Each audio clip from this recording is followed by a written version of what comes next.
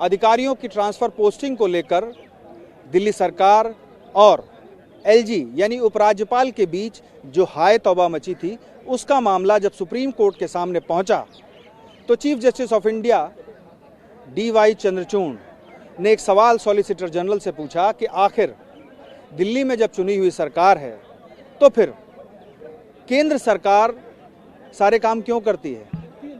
दिल्ली में सरकार का क्या मतलब है? क्या औचित्य है जब सारे ट्रांसफ़र और पोस्टिंग केंद्र सरकार को ही करनी है?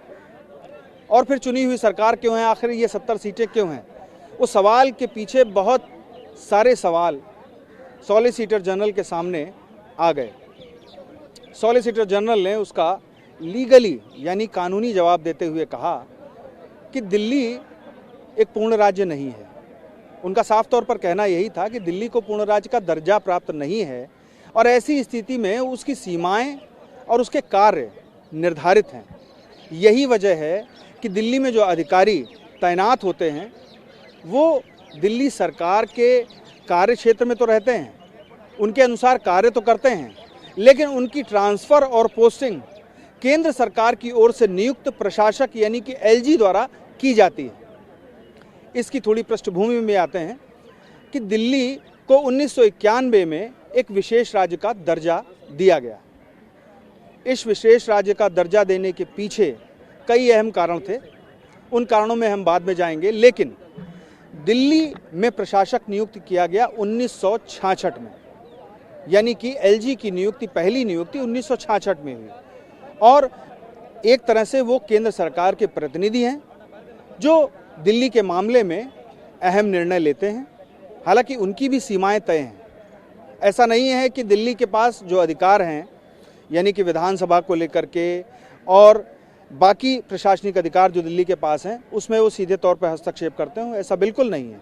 लेकिन दिल्ली सरकार को उनको सिफारिशें भेजनी होती हैं और एलजी उस पर अपनी प्रस्तावित मंजूरी देते हैं। जैसे केंद्र सरकार कोई संसद में बिल पास करती है, उसके बाद राष्ट्रपति के पास भेजती है और राष्ट्रपति उसकी अनुशंसा करते हैं, उसको पास करते हैं। तो ऐसी ही स्थिति दिल्ली के साथ है, लेकिन दिल्ली के पास कानून व्यवस्था का अधिकार नहीं है। इसी तरह से अधिकारियों की ट्रांसफ़र पोस्टिंग के मामले में दिल्ली सरकार का दायरा बहुत संक्षिप्त है और इसी वजह से chief justice of India DY Chandrachud ने सॉलिसिटर जनरल तुषार मेहता से ये सवाल कर दिया कि आखिर जब दिल्ली में चुनी हुई सरकार है तो फिर केंद्र सरकार सारा काम क्यों करती है? तो इसके जवाब में तमाम जो अहम मुद्दे हैं उनको तुषार मेहता ने बेंच के सामने रखा। बेंच के सामने रखते हुए तुषार मेहता ने कहा कि सारे स्टेट में उनका लोक सेवा आयोग है और वो सीधे तौर पर केंद्र लोक सेवा आयोग से, संघ लोक सेवा आयोग से जुड़े हुए रहते हैं और उस तरह से उनकी नियुक्तियां, ट्रांसफ़र पोस्टिंग, उनके बैचेस तय होते हैं।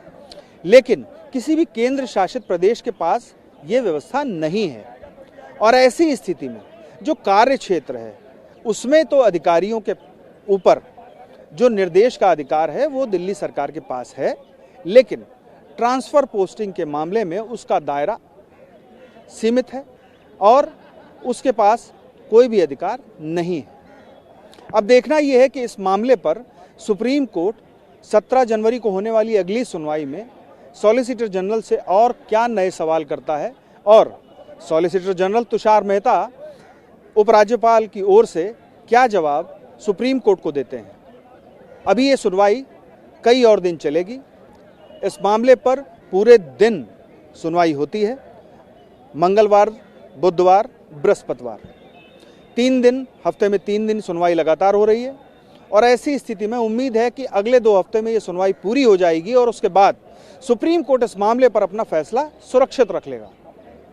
सुप्रीम कोर्ट फैसला सुरक्षित रखने के बाद जब फैसला देगा तब ये सामने आएगा कि आखिर सुप्रीम कोर्ट का रुख किसके पाले में जाएगा, यानी कि वो दिल्ली सरकार को ये अधिकार देगा या फिर जो व्यवस्था पहले से कायम है, जो आर्टिकल 239A के तहत दिल्ली को केंद्र शासित प्रदेश होने का दर्जा प्राप्त है और वो पूर्ण राज्य नहीं है।